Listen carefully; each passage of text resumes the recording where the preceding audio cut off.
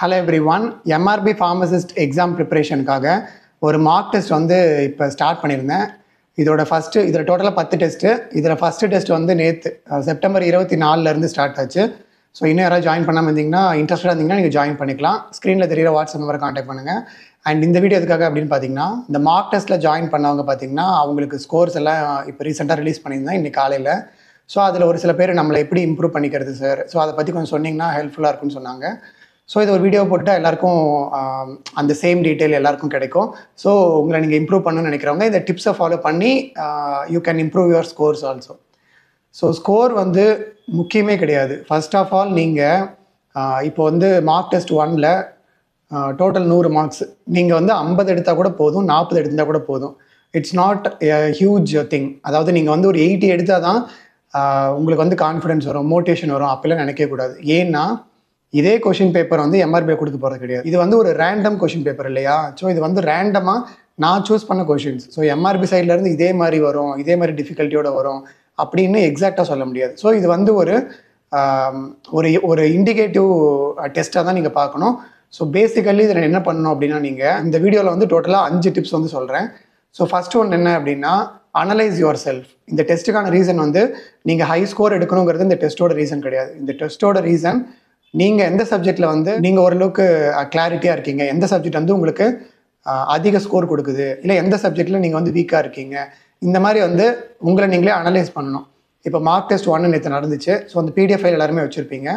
அந்த பிடிஎஃப் ஃபைலை எடுத்துகிட்டு இதில் வந்து ஃபார்மகாலஜியில் நீங்கள் இன்கேஸ் 60 மார்க் எடுத்திருக்கீங்க, 40 போயிடுச்சுன்னு வச்சுக்கோங்க.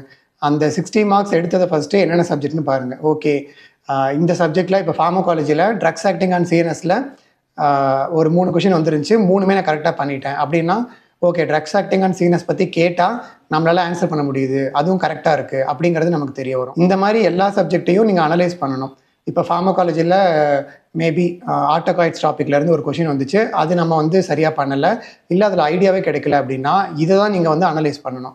ஓகே, ஆட்டோகாய்ட்ஸ் பற்றி நம்ம சரியான அளவு படிக்கலை, அதனால் நம்மளால் அட்டன் பண்ண முடியல அப்படிங்கிறத நீங்கள் புரிஞ்சுட்டு அந்த ஆட்டோகாய்ட்ஸ் பற்றி படிச்சிங்கன்னா நெக்ஸ்ட் டெஸ்ட்டில் மேபி ஏதாவது ஒரு இடத்துல ப்ரோஸ்டாக்லாண்டின் பற்றி ஒரு கொஷின் வருது அப்படின்னா அப்போது நீங்கள் இங்கே படித்தது அங்கே யூஸ் ஆகும். ஸோ இதுக்காக தான் இந்த மார்க் டெஸ்ட் நான் கண்டக்ட் பண்ணுறதுக்கு ரீசன் வந்து, நீங்கள் எடுத்தோடனே 100க்கு 80 90 எடுக்கணும் அப்படிங்கிறது அதுக்காக நான் டெஸ்ட் கண்டக்ட் பண்ணல. நான் வைக்கிறது வந்து உங்களை இம்ப்ரூவ் பண்ணிக்கிறதுக்காக தான். ஏன்னா ஆல்ரெடி 90 எடுக்கிறவங்க டெஸ்ட் எழுதணுன்னே அவசியம் கிடையாது. ஏன்னா அவங்க வந்து 100க்கு 90 எடுக்க முடியுது அப்படின்னா ஆல்ரெடி அவங்களுக்கு வந்து மேபி அவங்க வந்து கொஞ்சம் நல்லாவே எல்லா சப்ஜெக்டும் வந்து கிளியர் பண்ணி நிறைய ரிவிஷன் கூட போயிருப்பாங்க. ஓகே, அவங்களுக்கு வந்து கங்க்ராச்சுலேஷன்ஸ், பிகாஸ் அவங்க எடுத்த ஸ்கோர் வந்து huge score, yeah it's appreciable. But நான் கண்டக்ட் பண்ணுறது பார்த்திங்கன்னா ஜென்ரலாக மற்றவங்க இப்போ தான் படிக்க ஸ்டார்ட் பண்ணுறவங்க, இல்லை இன்னும் அந்த ஸ்டடி ப்ரிப்ரேஷன் போயிட்டுருக்காங்க, அந்த மாதிரி இருக்கவங்க வந்து தங்களை இம்ப்ரூவ் பண்ணிக்கிறதுக்காக தான் இந்த மார்க் டெஸ்ட் வந்து மெயினாக கண்டக்ட் பண்ணுறது. அண்ட் இந்த மார்க் டெஸ்ட் வந்து இதுக்கப்புறம் மேபி எக்ஸாம் அனௌன்ஸ் பண்ணும்போது அந்த எக்ஸாமுக்கு முன்னாடி ஒரு 1 மந்த் முன்னாடி இல்லை ஒரு 20 டேஸ் முன்னாடி இன்னொரு மார்க் டெஸ்ட் நடக்கும். அதில் இந்த கொஷின்ஸ் இல்லாமல் வேறு ஒரு செட் ஆஃப் கொஷின்ஸும் நான் வந்து ரெடி பண்ணுவேன். இப்போதைக்கு எக்ஸாம் டேட் சொல்லாதனால இந்த கொஷின்ஸ் எல்லாம் இதெல்லாம் நான் ஆல்ரெடி வச்சுருக்க கொஷின்ஸ். ஸோ அதை தான் நான் இங்கே இந்த டெஸ்ட்டில் வந்து ஆட் பண்ணி போட்டுட்ருக்கேன். ஸோ மார்க் டெஸ்ட் மறுபடியும் இருக்கும்போது இன்னொரு புது டெஸ்ட் வந்து நான் கண்டக்ட் பண்ணுவேன். ஸோ அதை நோட் பண்ணிக்கோங்க. ஸோ உங்களோட அதாவது நான் சொல்கிற ஃபஸ்ட்டு டிப் என்ன அப்படின்னா, அனலைஸ் யுவர் செல்ஃப். ஸோ ஃபார்மகாலஜியில் இந்த மாதிரி இப்போ நான் சொன்ன மாதிரி நீங்கள் அனாட்டமி ஃபிசியாலஜி இல்லை ஃபார்மசூட்டிக்ஸ், நீங்கள் இந்த மைனர் சப்ஜெக்ட்ஸுக்கு முன்னாடி ஃபஸ்ட்டு இந்த முக்கியமான சப்ஜெக்ட்ஸான ஃபார்மசூட்டிக்ஸ், ஃபார்மகாலஜி, அப்புறம் கெமிஸ்ட்ரி, ஃபார்மகாலஜி, ஃபார்மகாக்னசி, இந்த சப்ஜெக்ட் எல்லாத்தையும் எடுத்து இதில் எந்தெந்த சப்ஜெக்ட், அதாவது எந்தெந்த டாபிக்ஸ் எல்லாம் உங்களுக்கு கிளியராக இருக்குது, இல்லை எந்தெந்த டாப்பிக்லாம் ஸ்கோர் வந்திருக்கு, இல்லை எதில் மிஸ்டேக் ஆகிருக்கு.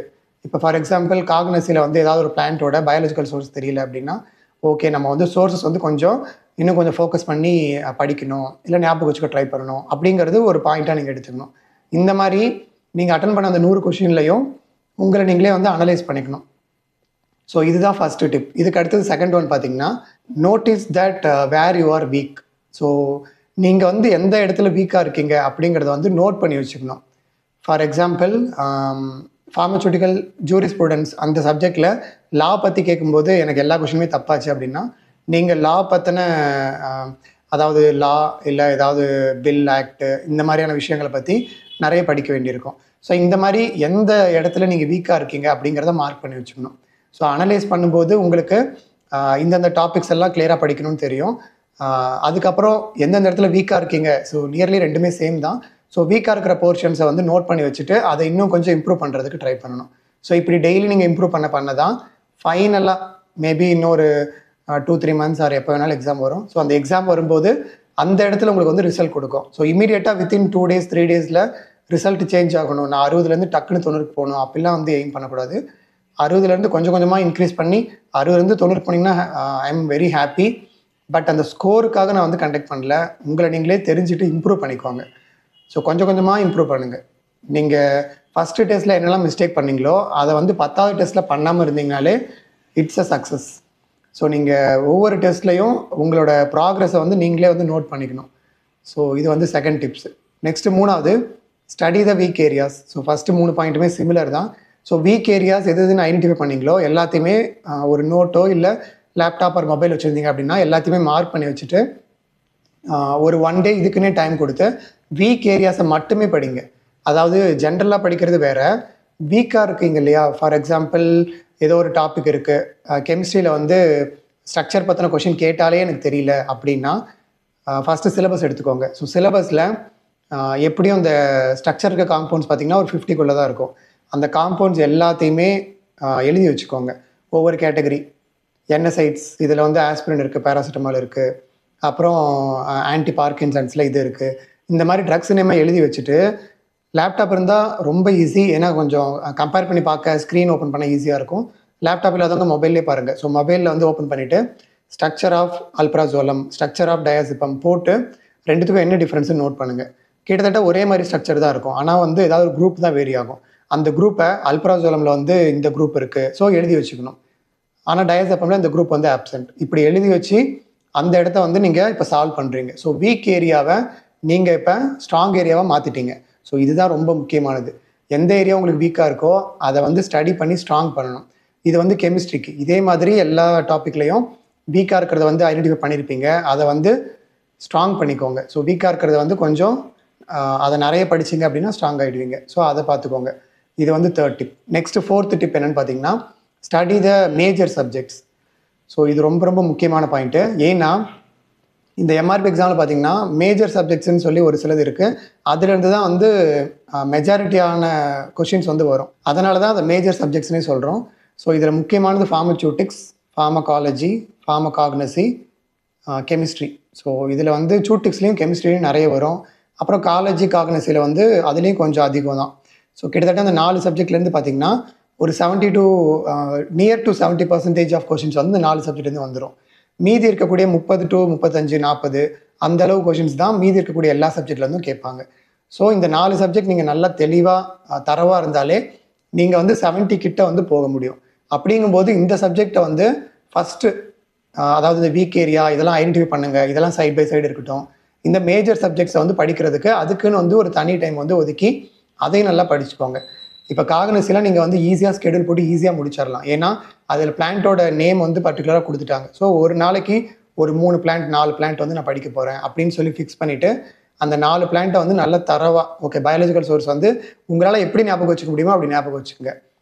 இப்போ நீமோடது வந்து இந்த பேர் இருக்குது அப்படின்னா அந்த பேரில் ஏதாவது ஒரு அடையாளமோ இல்லை அந்த பேரை ஒரு 2-3 வாட்டி பார்த்தீங்கன்னா கூட இட் வில் ரெஜிஸ்டர். ஸோ அந்த மாதிரி பிளான்ட்டோட நேமு, ஃபேமிலி, அப்புறம் அதில் அதோட ப்ரைமரி யூஸ் என்ன, இல்லை ப்ரைமரி யூஸ் இல்லாமல் கூட வேறு என்ன யூஸ் இருக்குது, அப்புறம் அதில் மெயினாக ஆக்டிவ் கான்ஸ்டிடியூயன்ட். இப்போ அம்லா அப்படின்னா அதில் ஒரு பர்டிகுலர் கான்ஸ்டிடியூயன்ட் இருக்கும். இந்த மாதிரி வந்து எல்லாத்தையும் எழுதி வச்சு படிக்கிறது கொஞ்சம் பெட்டராக தான் இருக்கும். ஸோ அதை ஃபாலோ பண்ணிக்கோங்க. இந்த மாதிரி ஒவ்வொரு சப்ஜெக்ட்டும், ஸோ காக்னசி, காலஜி, அப்புறம் கெமிஸ்ட்ரி, சூட்டிக்ஸ், இந்த மாதிரியான சப்ஜெக்ட்ஸ்லாம் வந்து நல்லா ஃபோக்கஸ் பண்ணி படிங்க. So study the major subjects அப்படிங்கிறத வந்து 4th டிப்.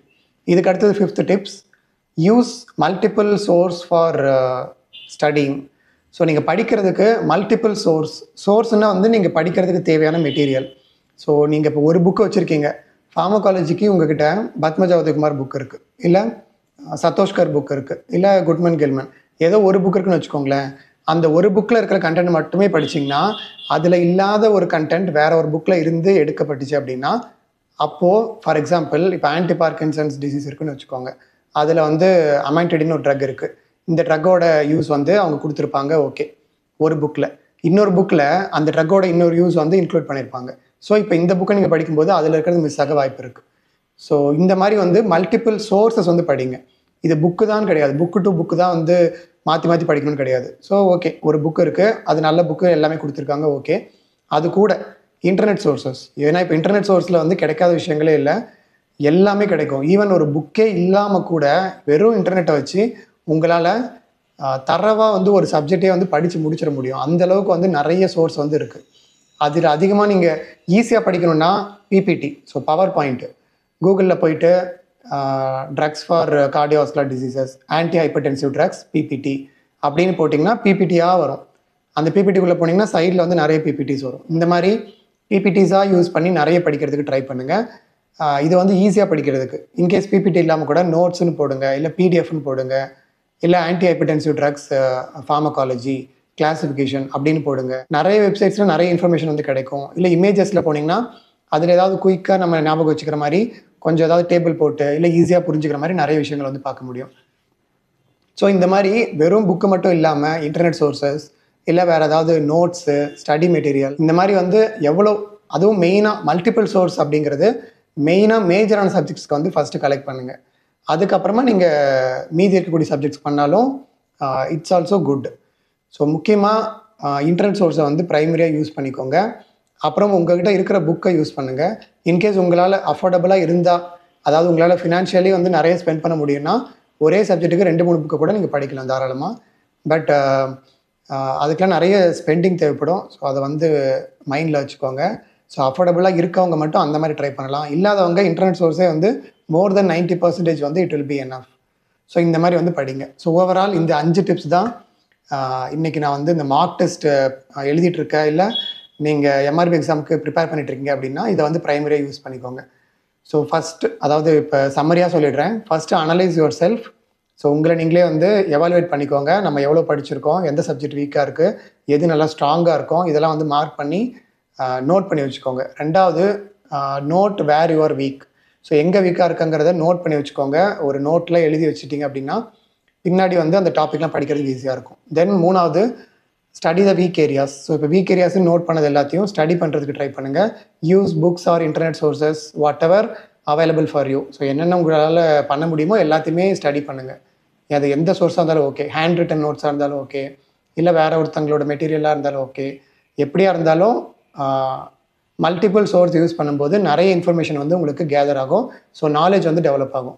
இப்போ ஒரு டாப்பிக்கை ஒரு புக்கில் படிக்கிறதுக்கும் 3 புக்கில் படிக்கிறதுக்கும் இல்லை 3 சோர்ஸஸில் படிக்கிறதுக்கும் டிஃப்ரென்ஸ் இருக்குது. ஒரு புக்கில் படித்தவங்களை விட 3 புக்கில் படித்தவங்களுக்கு நிறைய விஷயங்கள் வந்து மைண்டில் போய் ஸ்டோர் ஆகும். Next 4th one, study the major subjects. So முக்கியமான சப்ஜெக்ட் எல்லாத்தையுமே வந்து ஃபோக்கஸ் பண்ணி அதை கம்ப்ளீட் பண்ணிவிட்டு அதுக்கப்புறம் வந்து மற்ற சப்ஜெக்ட்டையும் நல்லா படிக்கணும். ஸோ எல்லாமே தான் படிக்கணும், ஆனால் மேஜர் சப்ஜெக்ட்ஸ் வந்து நிறைய கொஷின்ஸ் வரதுனால அதை ஃபஸ்ட்டு நல்லா தரவாக படிக்கிறது நல்லது. Next 5th one, use multiple source for studying. So multiple sources, book, notes, PPT, இல்லை ஹேண்ட் ரிட்டன் நோட்ஸ், அந்த மாதிரி என்ன நோட்ஸ்லாம் உங்களால் ஃபைண்ட் பண்ண முடியுமோ, இல்லைனா ரிசர்ச் ஆர்டிக்கல்லாம் கூட படிக்கலாம். நீங்கள் கூகுளில் போய் போட்டிங்கன்னு வச்சுக்கோங்களேன், சம்டைம்ஸ் வந்து ஆர்டிக்கல் ஓப்பன் ஆகும், ரிசர்ச் கேட் அப்படின்னு சொல்லி ஓப்பன் ஆகும். அதில் போனீங்கன்னா பேப்பராக வரும். பேப்பரில் பார்த்தீங்கன்னா இன்ட்ரோடக்ஷன் சொல்லி ஒன்று கொடுத்துருப்பாங்க. அந்த இன்ட்ரோடக்ஷன்லேயே உங்களுக்கு தேவையான பாயிண்ட்ஸ் எல்லாம் வந்துடும். இப்போ ஏதாவது ஒரு ட்ரக் நேம் பர்டிகுலராக ப்ரிமாக்வின் இல்லை குளோரோக்வின் ஒரு ட்ரக்கு, அந்த ட்ரக் நேமை போட்டு மேபி ஏதாவது ஒரு குளோரோக்வின் மெக்கானிசம் ஆஃப் ஆக்ஷன் அப்படின்னு போட்டிங்கன்னா கொஞ்சம் ஸ்க்ரோல் பண்ணி போனீங்கனாலே நிறைய பேப்பர்ஸ் வரும், ஆர்டிகல்ஸ். அந்த ஆர்டிகல்ஸ்குள்ளார இன்ட்ரோடக்ஷன் படிச்சிங்கனாலும் உங்களுக்கு நிறைய நாலேஜ் வந்து டெவலப் ஆகும். ஸோ ஆர்டிகல்ஸும் வந்து பெஸ்ட்டு சோர்ஸ் தான். புக்கு மாதிரியே ஆர்டிகல்ஸ்லேயும் நிறைய இன்ஃபர்மேஷன் வந்து தெரிஞ்சுக்க முடியும். ஸோ இந்த மாதிரி மல்டிபிள் சோர்ஸஸ் வச்சு படிச்சிங்க அப்படின்னா கண்டிப்பாக உங்களை நீங்கள் இம்ப்ரூவ் பண்ணிக்கலாம். ஸோ மார்க் டெஸ்ட்டில் வந்து ஸ்கோர் கம்மியாக வாங்கினவங்களும் சரி, அதிகமாக வாங்கினவங்களும் சரி, அதிகமாக வாங்கினவங்க இதை கீப் இட் அப். ஸோ இதை வந்து கீப் அப் பண்ணிக்கோங்க. இல்லை ஸ்கோர் கம்மியாக எடுத்தவங்க வந்து டெய்லி கொஞ்சம் கொஞ்சமாக இம்ப்ரூவ் பண்ணுங்கள். இப்போ நாளைக்கு மார்க் டெஸ்ட் 2 நடக்கும். அப்போது நீங்கள் முன்னாடி 45 எடுத்தவங்க அதில் எங்கெல்லாம் உங்களுக்கு வந்து கேப் இருக்கோ அந்த கேப்பை கண்டுபிடிச்சி அதை இம்ப்ரூவ் பண்ணிங்க அப்படின்னா 45ங்கிறது மேபி ஒரு 50, 55, 60 அபோவ் கூட போகலாம். ஸோ இந்த மாதிரி வந்து உங்களை நீங்களே இம்ப்ரூவ் பண்ணிக்கணும். அண்ட் ஆல்சோ இங்கே நான் கொடுக்குற கொஷின்ஸ் எல்லாமே ரேண்டம்லி அசைன்டு கொஷின்ஸ். ஸோ இது எல்லாமே ரேண்டமாக தான் நான் போட்டிருக்கேன். அதனால் இதில் வர மார்க் வந்து அதிகமாக வந்துச்சுனாலும் கம்மியாக வந்துச்சுனாலும் இதுதான் நம்ம ஃபைனல் மார்க் அப்படின்னு கிடையவே கிடையாது. அந்த மாதிரி இருக்கிறதுக்கு வாய்ப்பே கிடையாது. ஸோ உங்களோட நாலேஜ் தான் வந்து ஃபைனல் எக்ஸாமில் உங்களுக்கு மார்க் கொடுக்கும். ஸோ உங்கள் நாலேஜை இம்ப்ரூவ் பண்ணுறது தான் இந்த மார்க் டெஸ்ட்டோட aim. So that's all about this video. And உங்களுக்கு வேறு ஏதாவது கொஸ்டின்ஸ் இருந்துச்சு அப்படின்னா அதை கமெண்ட் பண்ணுங்கள். அண்ட் வீடியோ பிடிச்சிருந்தா லைக் பண்ணிவிட்டு மறக்காம உங்கள் ஃப்ரெண்ட்ஸோட ஷேர் பண்ணிக்கோங்க. மார்க் டெஸ்ட் இன்னும் யாராவது ஜாயின் பண்ணாமல் இருந்தீங்க, இல்லை ஆல்ரெடி டெஸ்ட்டு ஸ்டார்ட் ஆகிடுச்சேன்னு நினச்சவங்க, மேபி நீங்கள் இன்ட்ரெஸ்டடாக இருந்தீங்கன்னா இப்போ கூட நீங்கள் ஜாயின் பண்ணிவிட்டு அந்த முடிஞ்சு போன டெஸ்ட்டையும் நீங்கள் வந்து அட்டன் பண்ணிக்கலாம். I will open those Google form links. So interested people என்னோட வாட்ஸ்அப் நம்பருக்கு காண்டாக்ட் பண்ணுங்கள். அண்ட் இதே மாதிரி வீடியோஸ் ரெகுலராக பார்க்குறதுக்கு சேனலை சப்ஸ்கிரைப் பண்ணிக்கோங்க. அப்புறம் நம்ம சேனல்லேயே வந்து நிறைய எம்சிக்யூஸ் இருக்குது, நீங்கள் ப்ராக்டிஸ் பண்ணுறதுக்கு ஹெல்ப்ஃபுல்லாக இருக்கும். அது எல்லாமே சேனலுக்குள்ளே போய் நீங்கள் செக் பண்ணிக்கலாம். இதே மாதிரி நெக்ஸ்ட் வீடியோட மீட் பண்ணுறேன். Until then by from Vasanth Murugesan.